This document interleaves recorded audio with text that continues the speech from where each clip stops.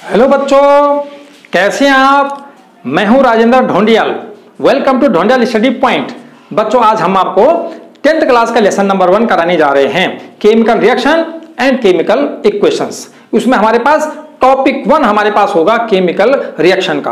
बच्चों, मैं एक एक टॉपिक वाइज आपको ये करवाऊंगा। मैंने आपको ये topic number 1 out of 8 topic होंगे, छोटे छोटे टॉपिक होंगे। आपके समझ पूरा लेसन अच्छी तरह से आ जाएगा, बजाय कि हम जो है जल्दीबाजी में मेन कराते हैं। देखो, आप अगर पेपर की तैयारी कर रहे हो तो आपको एक एक टॉपिक को डीपली समझना पड़ेगा ना। और जब एक एक टॉपिक क्योंकि छूट ना जाए, इसका मतलब रिस्पॉन्सिबिलिटी होनी चाहिए ना हमारी कि भैया हम आप बच्चों को वो दें कि उनका एक क्वेश्चन छूट ना जाए। तो इसलिए हम रिस्पॉन्सिबिलिटी के हिसाब से बच्चों आपको बेस्ट से बेस्ट आपको जो है कराने की कोशिश कर रहे हैं। ठीक है बच्चों, आपसे एक रिक्वेस्ट है कि आप प्लीज मेरे चैनल को सब्सक्राइब कीजिए। वैसे अगर आपने कर लिया तो आपके लिए बहुत बहुत धन्यवाद, लेकिन लाइक हर वीडियो को कर दीजिए। ठीक है, आइए बच्चों समझते हैं हम इसको। बच्चों, ये हमारे पास है topic number 1 chemical reaction. Chemical reaction में है द प्रोसेस इन विच 2 और more substance react to give a new substance having different property. जब 2 या 2 से अधिक सब्सटेंस आपस में मिलते हैं, उससे एक न्यू सब्सटेंस बनता है जिसकी प्रॉपर्टी उन दोनों से डिफरेंट होती है। उसे कहते हैं हम लोग केमिकल रिएक्शन। क्लियर समझ में आया बच्चों।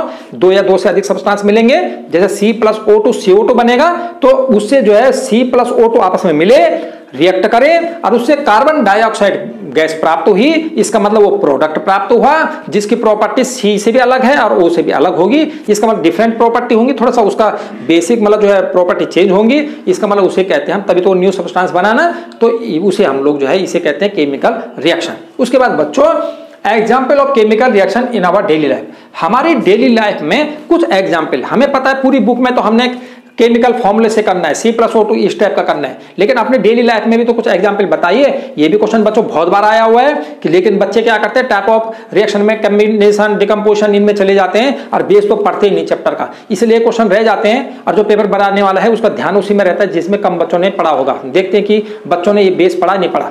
तो मेरे बच्चों, नंबर 1 एग्जाम्पल अपनी डेली लाइफ में, number 1 digestion of food, respiration, rusting, cooking of food, formation of curd. बच्चों, डाइजेशन ऑफ फूड कैसे हमारे पास है डेली लाइफ में। बच्चों, जो हम भोजन लेते हैं, फूड लेते हैं, उसमें 3 चीजें होती है। कौन कौन सा?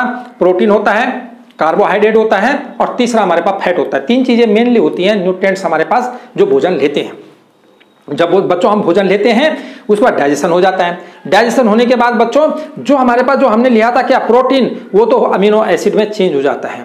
जो हमने दूसरे नंबर पे कार्बोहाइड्रेट लिया था वो हमारे पास ग्लूकोज में चेंज हो जाता है। और तीसरा जो हमने फैट लिया था वो फैटी एसिड एंड हमारे पास ग्लिसरॉल में चेंज हो जाता है। इसका मतलब ये भी केमिकल रिएक्शन हुई ना, नया चेंज हो गया। उसके बाद है रेस्पिरेशन। रेस्पिरेशन क्यों है? जब हम सांस लेते हैं, एक होता है बच्चों ब्रीदिंग, इसका मतलब इनहेलेशन, एक्सहेलेशन, और एक होता है आपके पास रेस्पिरेशन। रेस्पिरेशन का मतलब क्या होता है कि जब हम ऑक्सीजन लेते हैं तो ऑक्सीजन हमारे भोजन को ब्रेक डाउन कर लेता है, तोड़ लेता है। ठीक है, और जरूरी भी है, उसी को हम रेस्पिरेशन कहते हैं। वहां से हम लोगों को क्या मिलता है, एक ग्लूकोज मिलता है, वहां से हम लोगों को कार्बन डाइऑक्साइड और वाटर, 3 चीजें मिलती हैं। इसका मतलब 3 नए प्रोडक्ट बनते हैं। इसका मतलब लिया क्या था हम लोगों ने, हमने तो भोजन के साथ में ऑक्सीजन लिया था, ब्रेक डाउन हुआ था, उससे हमको न्यू सब्सटेंस मिले। उसके बाद तीसरा है बच्चों रस्टिंग ऑफ आयरन। आयरन पर रस्ट लगना सबको पता ही है। जब आयरन को हम मॉइस्चर में रख लेते हैं, आयरन को नमी में रख लेते हैं, और वो अगर एयर के संपर्क में आता है, इसका मतलब ऑक्सीजन के संपर्क में आता है, तो रस्ट बन जाता है। Fe2O3 रस्ट का है ना, ये उसमें रस्ट लग जाता है, जंग लग जाता है। उसके बाद कुकिंग ऑफ फूड, भोजन मम्मी बनाते हैं भोजन, इसका मतलब किन 2-3 चीजों से मिलके और फिर न्यू चीजें बनती है, न्यू प्रोडक्ट बन के आता है। उसके बाद फॉर्मेशन ऑफ कर्ड, दही का जमना। बच्चों, जो दूध होता है उसमें लैक्टोज नामक, ये आपको इतना ज्यादा ज्ञान, मतलब आपको सिर्फ नाम रखने हैं बस याद, लेकिन समझना नहीं कि क्यों हुआ। इसका मतलब बच्चों, जो मिल्क होता है उसमें लैक्टोज नामक सब्सटेंस होता है। ठीक है, और जब लैक्टोबैसिलस नामक बैक्टीरिया उस पर रिएक्ट करता है तो वो दही बना लेता है। दूध से दही बनाने के लिए जो बैक्टीरिया हुआ वो लैक्टोबैसिलस हुआ। इसका मतलब तभी तो मम्मी क्या करती हैं, जब दूध में थोड़ा सा दही का पानी रख देते हैं, उससे वो बैक्टीरिया उसमें आ जाते हैं और वो दही बना लेते हैं। जो दही में खट्टापन हो जाता है, तो दूध की क्वालिटी अलग है, प्रॉपर्टी अलग है, दही की अलग है, न्यू सब्सटेंस बना, ये बन गया आपका। ठीक है बच्चों। उसके बाद बच्चों, हमारे किसी भी रिएक्शन, जो हम केमिकल रिएक्शन करते हैं, उसमें 2 चीजें होती हैं। नंबर एक हमारे पास होता है रिएक्टेंट और नंबर 2 होता है प्रोडक्ट। 2 चीजें होती हैं बच्चों। जैसे 2MgO2, तो 2MgO बना, इसका मतलब Mg और O, जो ये हैं दोनों के दोनों, इनको रिएक्टेंट बोलते हैं और इसको प्रोडक्ट बोलते हैं। ये तीर का निशान है, इक्वल टू का साइन, तीर के निशान से लेफ्ट साइड में रिएक्टेंट और राइट साइड में प्रोडक्ट। अब आते हैं रिएक्टेंट किसे कहते हैं, प्रोडक्ट किसे कहते हैं। अगर माना मैं एग्जांपल दूं आपको कि भाई चीनी और पानी दोनों को मिला दिया तो चीनी का पानी बनेगा। तो मेरे पास क्या था, चीनी था पानी था, मैंने दोनों को मिलाया तो जो मेरे पास था, इसका मतलब रिएक्शन जिनकी करवाई मैंने उनको हम लोग कहेंगे रिएक्टेंट, और जो बन के आएगा चीनी का पानी वो हुआ प्रोडक्ट। ठीक है ना, जो बन के आता है। तो रिएक्टेंट की definition, the substance which are take part in the chemical reaction, जो सब्सटेंस किसी भी केमिकल रिएक्शन में टेक पार्ट का मतलब भाग लेते हैं उनको बोलते हैं हम लोग रिएक्टेंट। और प्रोडक्ट का मतलब होता है कि the substance which are formed in the chemical reaction, जो केमिकल रिएक्शन में बनते हैं उनको हम लोग क्या बोलते हैं, प्रोडक्ट बनते हैं। तो बच्चों यहां तक की बात समझ में आ गई होगी। आए इसके बाद दूसरा टॉपिक है आइडेंटिफिकेशन ऑफ केमिकल रिएक्शन। हमें कैसे पता चलेगा कि भाई केमिकल रिएक्शन हो रही है। सर आपने बताया कि किसे कहते हैं केमिकल रिएक्शन, लेकिन हमें क्या पता कि केमिकल रिएक्शन हो रही है, हमें कैसे पता चलेगा। तो मेरे बच्चों इससे हमको ये 5 चीजों से, कभी कभी ऑब्जर्वेशन भी आ जाता है। इसका मतलब या तो आइडेंटिफिकेशन या ऑब्जर्वेशन। इसका मतलब एक केमिकल रिएक्शन हो रही है, उसके दौरान आप क्या ऑब्जर्वेशन करते हो, तो हम 5 चीजों से हमें पता चलेगा केमिकल रिएक्शन हो रही है। आइडेंटिफाई कैसे करेंगे केमिकल रिएक्शन हो रही है अगर हमारे सामने, तो नंबर 1 चेंज इन स्टेट, या तो स्टेट में चेंज हो रहा होगा, या तो स्टेट का मतलब सॉलिड लिक्विड गैस, ये तीनों में से कोई भी स्टेट चेंज हो जा रही है। सॉलिड से गैस बन जा रहा है, गैस से लिक्विड बन जा रहा है, हमारे सामने देखने से ये पता चलेगा। दूसरा चेंज इन कलर, या तो कलर में परिवर्तन हो जाएगा। इसका मतलब कलर पहले कुछ था और बनने के बाद कुछ बन गया। रिएक्टेंट का कुछ कलर था, प्रोडक्ट का कुछ कलर आ गया, इससे पता चल जाएगा। नंबर 3 चेंज इन टेम्परेचर, या तो टेम्परेचर चेंज हो जाएगा, या तो गर्म हो जाएगा, या तो कूल हो जाएगा, तो हॉट हो जाएगा, इससे पता चल जाएगा। एब्लेशन ऑफ गैस, या तो गैस निकलेगी, हाइड्रोजन निकलेगी, कार्बन डाइऑक्साइड निकलेगी, सल्फर मतलब सल्फर डाइऑक्साइड, सल्फर ट्राइऑक्साइड, कोई भी गैस निकल सकती है, ये गैस का निकास हो जाएगा। फॉर्मेशन ऑफ प्रिसिपिटेट, प्रिसिपिटेट क्या होता है बच्चों, एक इनसॉल्युबल सब्सटेंस होता है। Precipitate is a insoluble substance, है ना, इन वाटर, मतलब जो मतलब वाटर में घुलता नहीं है, इसका मतलब सॉलिड होता है ये, और घुलेगा नहीं, जैसे झाग होता है वैसे बन जाता है, इसे कहते हैं प्रिसिपिटेट बनता। ये बनेगा तो हम भी तब भी बोलेंगे कुछ तो हुआ भाई, ये कुछ तो रिएक्शन हो रही है। उसके बाद बच्चों पेपर में ये आता है, किसी का भी एग्जाम्पल आ जाता है कि चेंज इन स्टेट का एक एग्जाम्पल बताइए, चेंज इन कलर का एक एग्जाम्पल बताइए, वो बोलता है चेंज इन टेम्परेचर का एग्जाम्पल। ये तो बच्चे करते ही नहीं है, बच्चों ने तो यहां तक करना है बस, उसके बाद वो छोड़ दिया वहां पर। अब पेपर वाला यही पकड़ता बच्चों के कि ये डीपली नहीं पढ़ रहे भैया, ये शुरुआत नहीं पढ़ रहे हैं, ये तो हाई फाई चले जाएंगे ऊपर ऊपर को। इसका मतलब बच्चों आपने एक एक चीज करना है कि एग्जाम में कोई क्वेश्चन ना छूट जाए, करो इनको, चाहे हमको दिक्कत आ जाए लेकिन उसको करना है। नंबर 1 चेंज इन स्टेट का एक एग्जाम्पल ये है बच्चों बर्निंग ऑफ कूल। अगर हम जो है कोयले को जलाते हैं तो हमारा जो है ये एग्जाम्पल हो गया। देखो ये कोयला जो होता है वो कार्बन का रूप होता है, तो सी बोलते हैं उसको भी, उसका फॉर्मूला सी होता है। कार्बन को जब ऑक्सीजन में जलाते हैं, मतलब एयर में जलाते हैं, कार्बन को जो एयर में बर्निंग करते हैं तो कार्बन डाइऑक्साइड गैस बनती है। बच्चों क्या था पहले, सॉलिड, फिर क्या बन गया, गैस, कार्बन डाइऑक्साइड गैस। इसका मतलब ये एग्जाम्पल हुआ चेंज इन स्टेट का। उसके बाद नंबर 2 है चेंज इन कलर, कलर में चेंज। बच्चों ये है पीबी मतलब लेड नाइट्रेट का formula. Lead nitrate colourless होता है, जैसे वाटर का कोई कलर नहीं होता। बच्चों ये फॉर्मूले पढ़ने आपको नहीं आएंगे ना, तो आपने मेरा वीडियो देख लेना है। मैंने लिखा है केमिस्ट्री के फॉर्मूले 5 मिनट में। ढोंडियाल स्टडी पॉइंट में जाओ, सर्च करो, यूट्यूब पर सर्च करो ढोंडियाल स्टडी पॉइंट, वहां पर आप जाओगे तो आपको मेरे वीडियो मिल जाएंगे। लेड नाइट्रेट कलरलेस होता है जब इसको पोटेशियम आयोडाइड के साथ मिला देते हैं तो लेड पोटेशियम नाइट्रेट और लेड आयोडाइड बनता है। बच्चों जो ये पीबी लेड नाइट्रेट था वो कलरलेस होता है, और जबकि जो ये PbI2 बनता है वो येलो होता है। तो इसका मतलब कलर चेंज हो गया कि कलरलेस से येलो बन गया। उसके बाद तीसरा चेंज इन टेम्परेचर। बच्चों ये CaO है, इसका मतलब ये CaO बच्चों ये हमारे पास जो है ये क्विक लाइम, इसका मतलब ये हमारे पास हो गया क्विक लाइम का फॉर्मूला याद रखना। और ये जो CaO या छोटा ऐसे ये स्लैग्ड लाइम है, स्लैग्ड लाइम बुझा हुआ चूना। इसका मतलब क्विक लाइम का मतलब बिना बुझा हुआ चूना, है ना। जब हम लोग पहले व्हाइट वॉशिंग करते थे तो चूने को मतलब वो पाउडर के रूप में लाते थे, अब तो बना बुना आ जाता है, और उसमें पानी मिला देते तो बुदबुदाहट निकलती थी, बहुत ज्यादा हीट निकलती थी, ठीक है ना।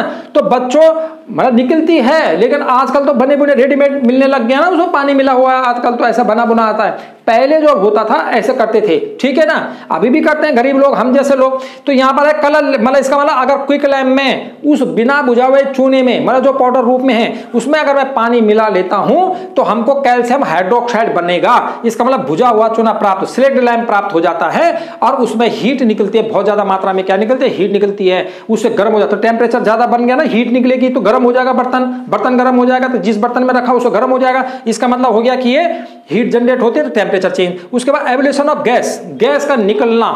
बच्चों आपकी बुक में एक्टिविटी दे रखी है, एक चित्र दे रखा है आपको, दूसरे पेज में आप जाओगे वहां पर लिखा हुआ है कि जिंक में अगर सल्फ्यूरिक एसिड मिला देते हैं, जिंक के टुकड़ों में ग्रेनुअल टुकड़े, जिंक के छोटे छोटे टुकड़े लिए और उसमें सल्फ्यूरिक एसिड मिला दो तो हमारे पास हाइड्रोजन गैस निकल जाती है, H2 निकल जाता है। इसका मतलब गैस का निकास, ठीक है। और वहां पर समझा रखा है आपको कि भाई वो हाइड्रोजन गैस को फिर कैसे हम लोग जो चेक भी कर सकते हैं। तो ये अभी हम एक्टिविटी में पढ़ेंगे। ये हुआ बच्चों आपका गैस का निकास का एग्जाम्पल। फिर हुआ फॉर्मेशन ऑफ प्रेसिपिटेट, इसका मतलब अवक्षेप, प्रेसिपिटेट माने होता अवक्षेप। अवक्षेप, अवक्षेप का मतलब होता है झाग जैसा होता है ना, जैसे झाग होता है उसी प्रकार से होता है बच्चों ये अवक्षेप। इसका मतलब बेरियम क्लोराइड और सल्फ्यूरिक एसिड को मिलाएंगे तो हमें यहाँ पर हाइड्रोक्लोरिक एसिड, वो सॉलिड, जब भी ये प्रेसिपिटेट निकलेगा वो एस लिखा होगा, ठीक है, वो सॉलिड होता है। इसका मतलब एस माने सॉलिड, तो वो सॉलिड रूप में प्रेसिपिटेट प्राप्त हो जाता है। ये इसका एग्जाम्पल हुआ आपके पास किसका, कि बाय फॉर्मेशन ऑफ प्रेसिपिटेट। बच्चों ये एग्जाम्पल बच्चे ये फॉर्मूले की वजह से करते नहीं है, यही नाम याद कर लेते हैं, वो अब तुम्हारी जो है नब्ज पकड़ लेता है कि इन्होंने ये नहीं करा होगा, इसलिए ये आपको करना जरूरी है। आइए बच्चों एक्टिविटी, 2 एक्टिविटी है हमारे पास यहाँ पर बुक में, उन एक्टिविटियों को भी क्वेश्चन करेंगे और तब हमारे टॉपिक क्लियर हो जाता है। Number 1, burning of magnesium ribbon in year. बच्चों जब मैग्नीशियम की रिबन को, रिबन का मतलब एक तार है, रिबन का मतलब होता है एक छोटी सी पतली सी जो है परत, मतलब जो है उसको लिया हमने, छोटा सा एक टुकड़ा लिया उसका और उसको हम लोग बर्न करेंगे ईयर में। ईयर में बर्न करने का, ईयर में तो बर्न होता नहीं है, बर्न तो करेंगे हम आगे में जलाएंगे उसको, है ना, लेकिन ईयर की प्रेजेंस में जलाएंगे, है ना, तो ईयर बोलते हैं, ठीक है। तो बच्चों आपको 2 क्वेश्चन यहां से बनते हैं, 2 क्वेश्चन पक्के कर लोगे, एक्टिविटी समझ में पूरी 100% आ जाएगी। नंबर 1 क्वेश्चन पेपर में क्वेश्चन आता है कि हम मैग्नीशियम रिबन को जब बर्न करते हैं, जब जलाते हैं तो हम उसको क्लीन क्यों करते हैं। इसका मतलब उसको क्लीन किया जाता है, पहले सैंड पेपर से रगड़ा जाता है, ठीक है। जैसे बच्चों कॉपर के ऊपर जो है लेयर लग जाती है ना, इसका मतलब जो है फिर उसको हम लोग क्या करते हैं, पहले साफ करते हैं ना ताकि कॉन्टेक्ट बन जाए। तो मैग्नीशियम को जला रहे हैं तो वो ठीक से कब जलेगा, जब उसके ऊपर की जो लेयर है उसको हटा देंगे। तो वो कह रहे हैं क्यों आप साफ करते हो, तो हमने यही बताना है। तो यहां पर लिखा है मैग्नीशियम की जो तार होती है या मैग्नीशियम की जो रिबन होती है उसके ऊपर जो है कार्बोनेट की, ये लिखा है बच्चों कार्बोनेट, तो कार्बोनेट की एक लेयर होती है, उस लेयर को हम लोग, इसलिए हम लोगों को क्या करना होता है कि उसको जलाने से पहले उस कार्बोनेट की लेयर को सैंड पेपर से हमको उसको क्या करना होता है, साफ कर देना पड़ता है, क्लीन कर देना होता है, ठीक है। Number 2 question, what happen when magnesium is burn in the air. क्या होता है जब मैग्नीशियम को हम एयर में जलाते हैं, ये मतलब जो है क्या होता है ना, एयर में जलाने का मतलब समझ रहे हैं आप, in the presence of air, air में जलाते हैं तो क्या होता है।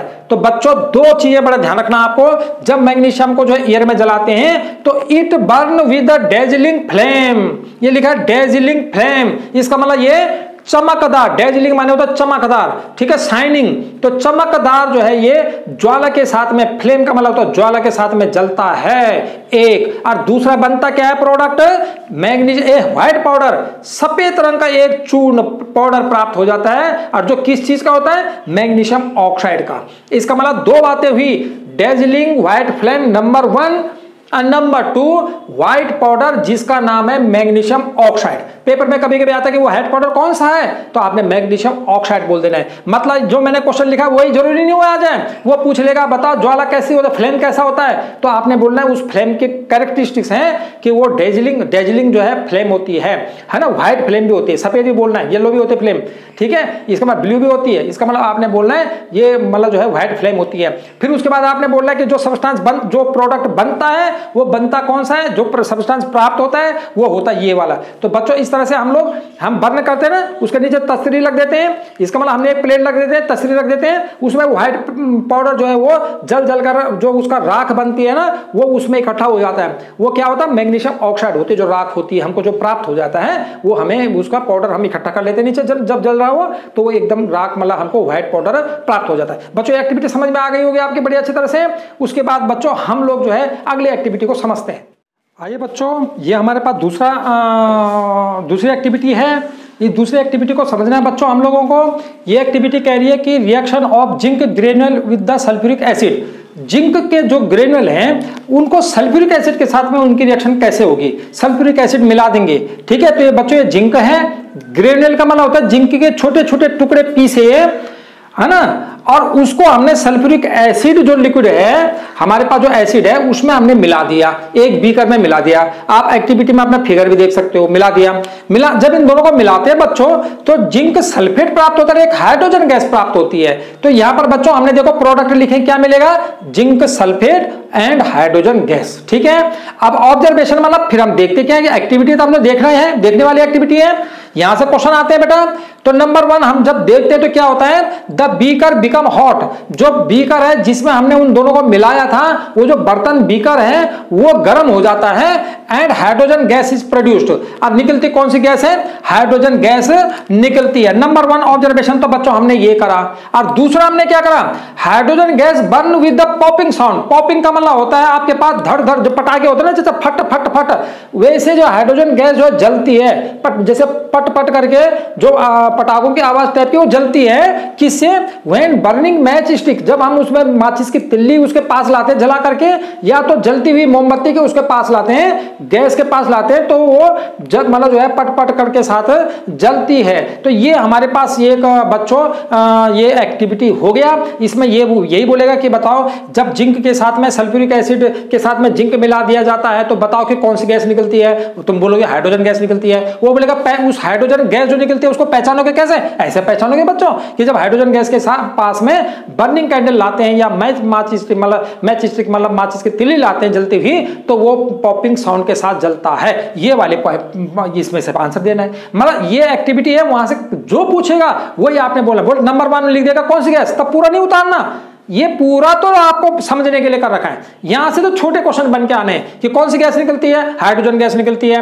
बताओ कि इस हाइड्रोजन गैस को कैसे आप जो है जांचोगे, चेक कैसे करोगे आप, है ना, कि हमको ये हाइड्रोजन गैस है कि कोई दूसरी गैस है। तो अगर हम हाइड्रोजन गैस होगी तो अगर उसके पास जलती हुई मोमबत्ती लाते हैं या जलती हुई माचिस की तिल्ली लाते हैं तो वो पॉपिंग साउंड के साथ फटफट के साथ जलेगा। अगर फटफट के साथ जल रही है तो हाइड्रोजन गैस है, अब फटफट के साथ नहीं जल रही है तो हाइड्रोजन गैस नहीं है। तो बच्चों ये एक्टिविटी, 2 एक्टिविटी समाप्त होगी। इसका मतलब आप जाके वर्तमान टॉपिक नंबर 1 बच्चों, और इसमें जो मैंने आपको ये पूरा डिटेल बता दिया, यहां से आपको कोई क्वेश्चन छूटने वाला नहीं है। तो इसका मतलब बच्चों अगर आपने एक टॉपिक एक दिन में भी क्लियर करोगे तो कोई भयंकर नहीं होता, लेकिन बच्चे तो छोटा छोटा पढ़ते कभी भी पूर्ण कभी होते नहीं है। आइए बच्चों, ये सबसे बेस्ट आंसर है ना। Please subscribe my channel.